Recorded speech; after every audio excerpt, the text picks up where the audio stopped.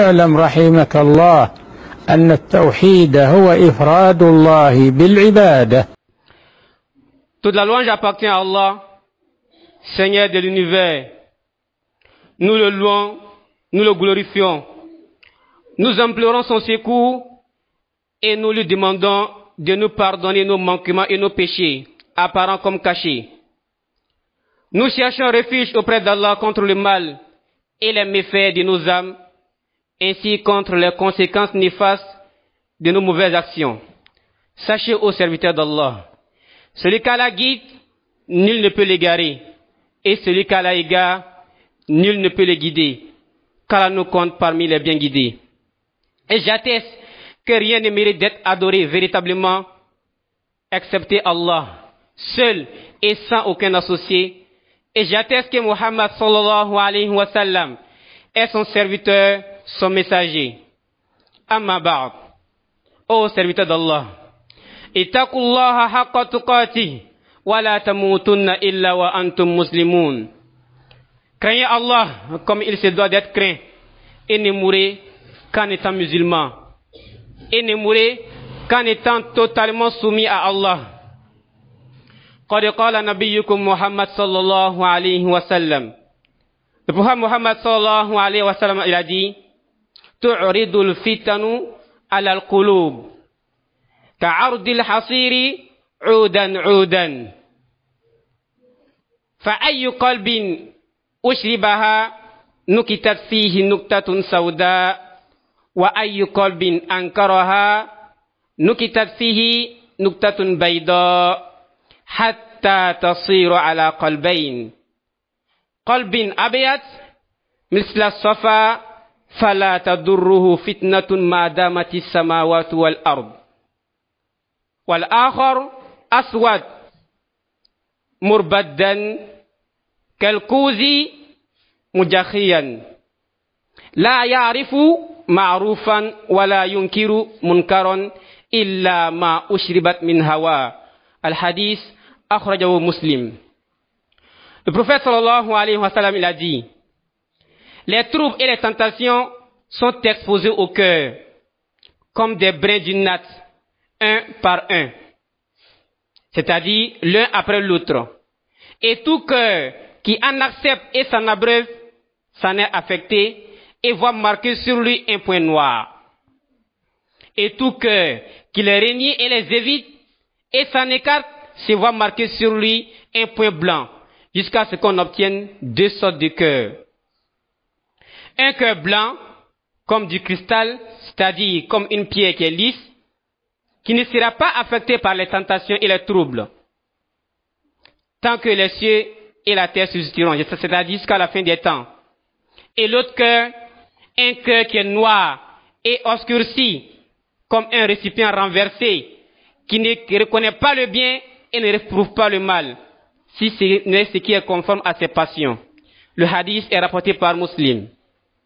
Dans ce hadith, le prophète d'Allah sallallahu alayhi wa sallam compare les tentations auxquelles le musulman est confronté à une natte qui est exposée une par une, c'est-à-dire l'une après l'autre, et les tentations ne se succèdent et se suivent dans le cœur, et chaque tentation l'affecte d'une manière ou d'une autre. Le cœur qui se soumet aux tentations et en est affecté, une marque noire y est inscrite, c'est-à-dire qu'un signe noir y est placé sur ce cœur-là, indiquant que cette tentation l'a affecté. Et chaque fois que le cœur est exposé à une autre tentation, alors les marques noires se multiplient jusqu'à ce qu'il devienne noir et grisâtre, comme un vase renversé qui ne reçoit plus de lumière.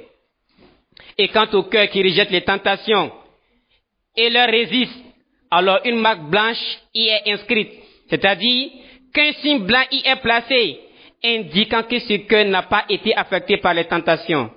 Et chaque fois que le cœur est exposé à une autre tentation, alors les marques blanches se multiplient jusqu'à ce qu'ils deviennent blancs comme du sofa, c'est-à-dire jusqu'à ce que son cœur devienne pur et limpide et rien des tentations ne peut l'affecter.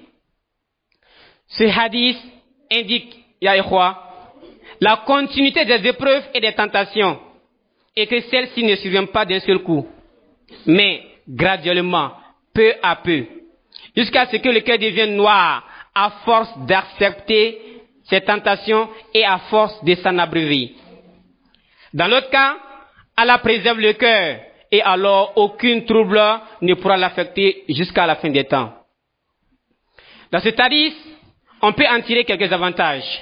Parmi d'autres, la mise en garde contre les tentations.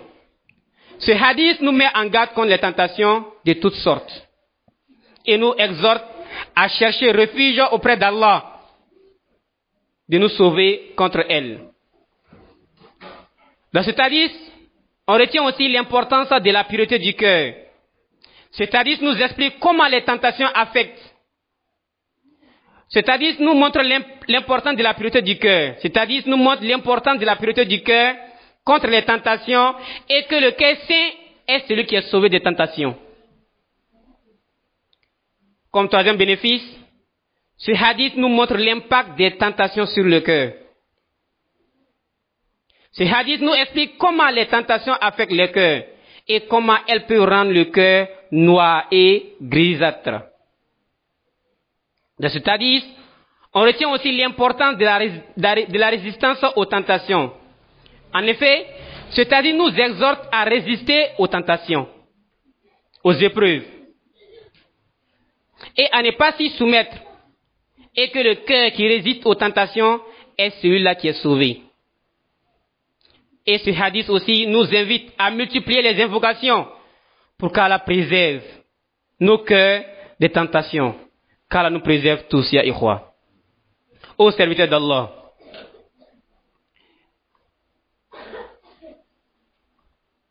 sachez que les maladies ou bien les tentations du cœur sont très nombreuses.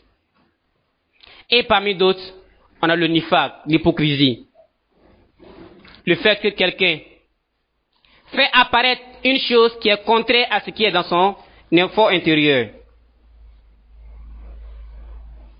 Quelqu'un, il se montre qu'il est salafi, alors qu'en réalité, il n'est pas salafi. Quelqu'un, il se montre qu'il est musulman, alors qu'il adore autre qu'Allah. Donc, le nifaq, c'est le fait de montrer quelque chose en apparence, alors que c'est le contraire qui se trouve dans ton cœur. Waliyazu billah. Aussi, on a ce qu'on appelle le doute. Le doute aussi fait partie des maladies du cœur. Et qu'on s'en préserve. Quand on croit une chose, alors on doit croire à ça fermement et sans douter. Comme maladie du cœur, on a aussi l'orgueil qui est là. Le fait de ne pas accepter la vérité. Que ça vienne d'un petit, que ça vienne d'un grand. Le fait de refuser la vérité, alors cela fait partie des maladies du cœur. Ton frère te donne une nasiha, un conseil, alors tu le rejettes. Il est petit, mais il dit, n'adore pas autre qu'Allah. Tu dis, non, laissez cela, ce sont les Wahhabiya. Il dit, suive la sunna, laissez cela, ce sont les Wahhabiya. Soyez salafi, laissez cela, ce sont les Wahhabiya. En parlant, ce sont les enfants. Et cela fait partie de l'orgueil. Et le fait de rejeter la vérité. Alors le sunni, le salafi, c'est d'accepter la vérité où qu'elle provient. Et parmi les maladies du cœur aussi,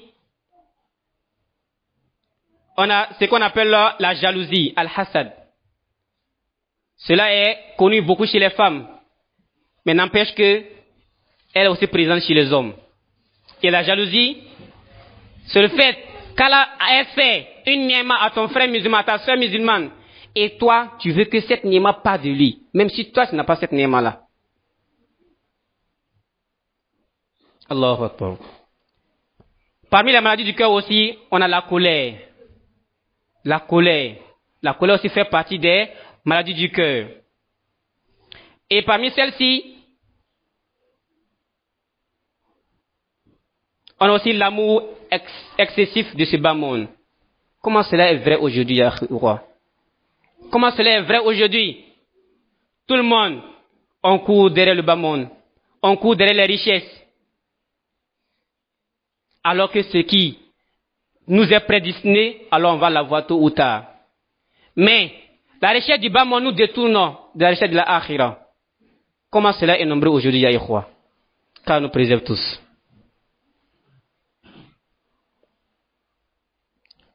Ô serviteurs d'Allah,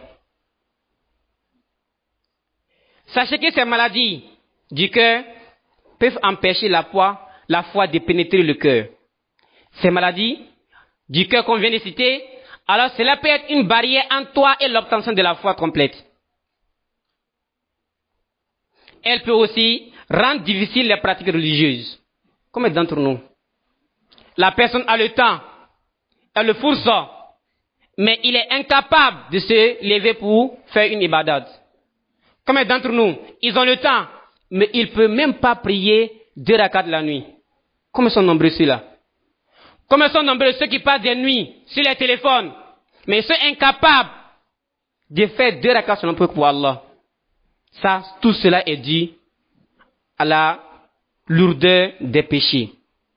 Et ces maladies du cœur peuvent être une barrière entre toi et les pratiques religieuses.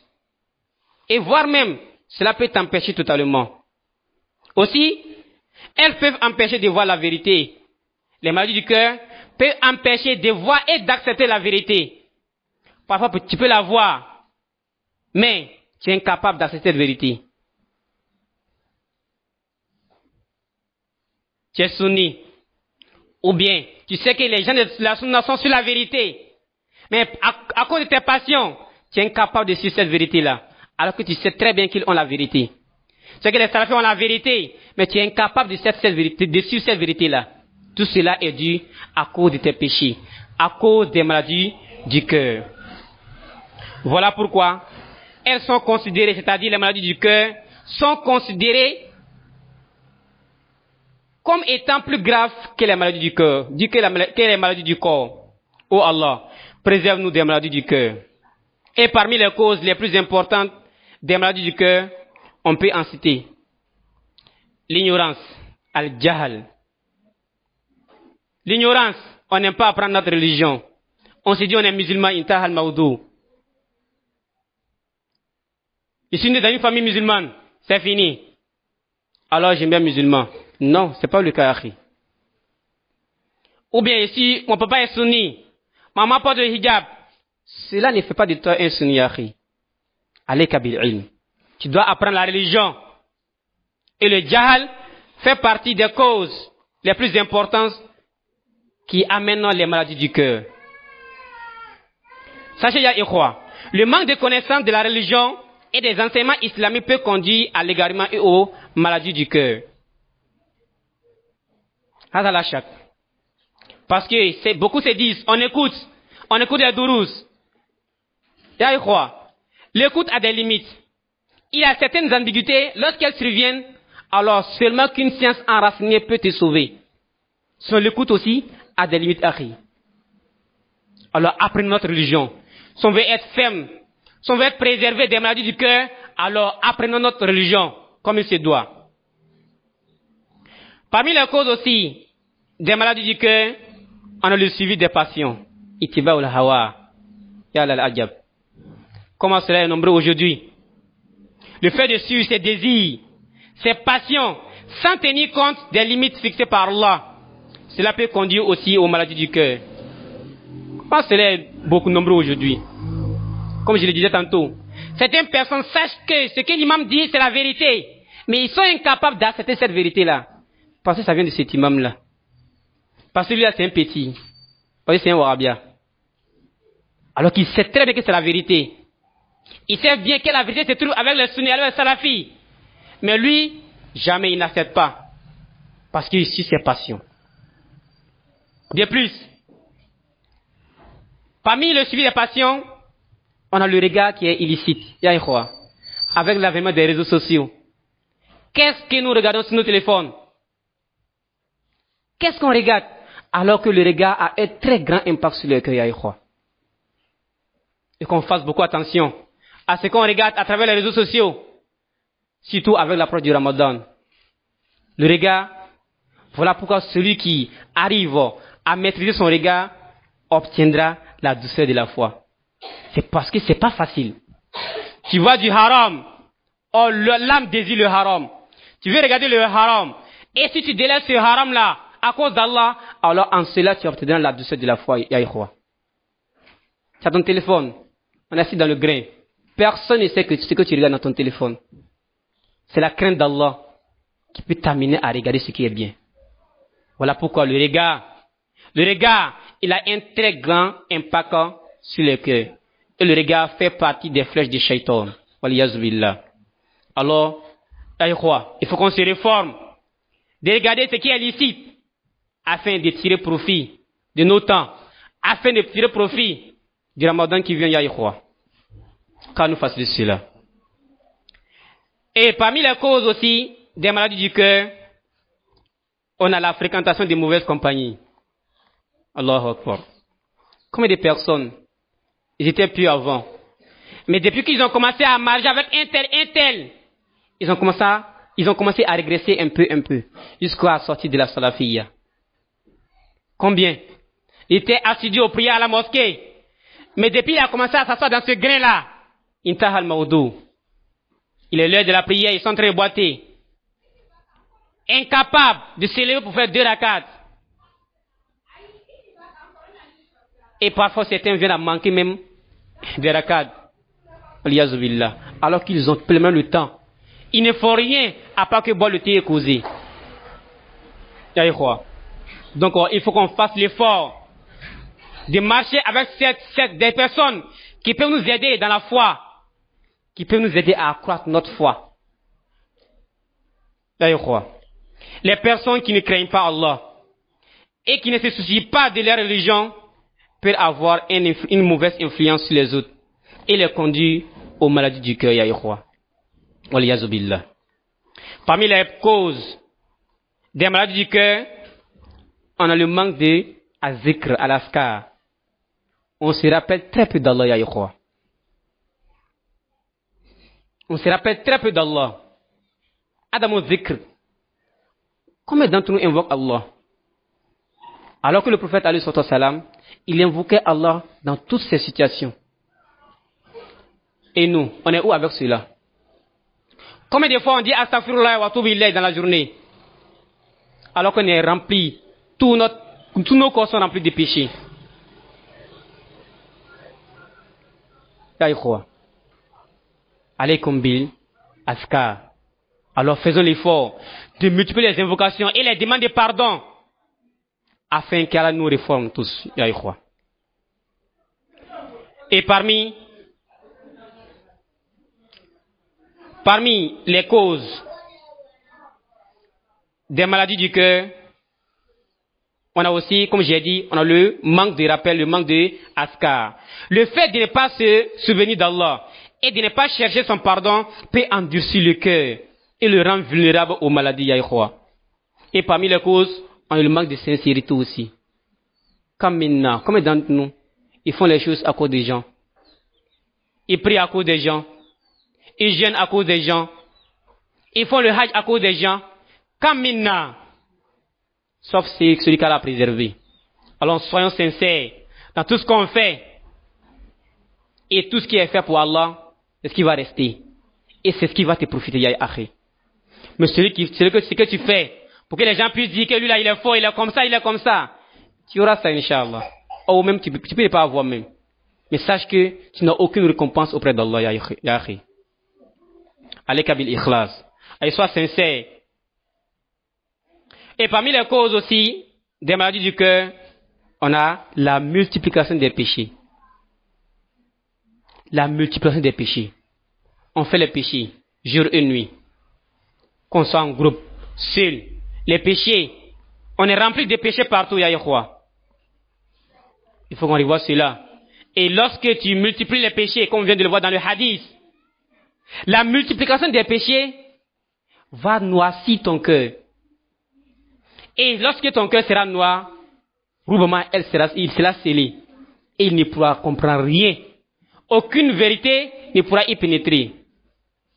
Et ça, c'est la catastrophe. Alors ne néglige aucun péché, qu'il soit petit ou grand.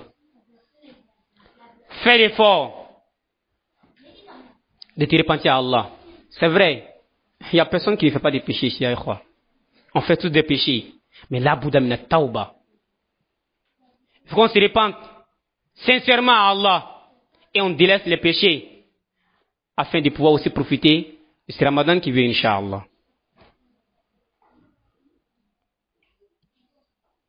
Et parmi les péchés, comme le fait de manger les choses illicites, la personne, il mange le haram. Un salafi, ou bien un sunni, un musulman, c'est toi tu trompes les gens pour avoir leur argent.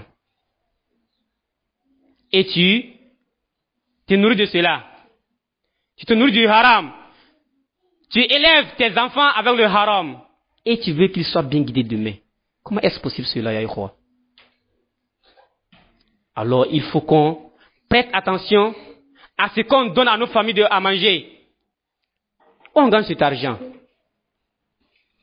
C'est licite ou illicite? Faisons l'effort, Yaïkhwa. Qu'Allah fasse ça à nous tous. Et parmi les péchés aussi, on a le fait de s'approprier des biens d'autrui de façon injuste, comme cela est beaucoup de nos jours. On a la tricherie aussi, la tromperie, les mauvais comportements, et j'en passe, Yaïkhwa. Vraiment, quand on nous préserve de ces mal du cœur. Wa sallallahu wa sallam ala nabina Muhammad wa ala alihi wa ashabihi ajma'in.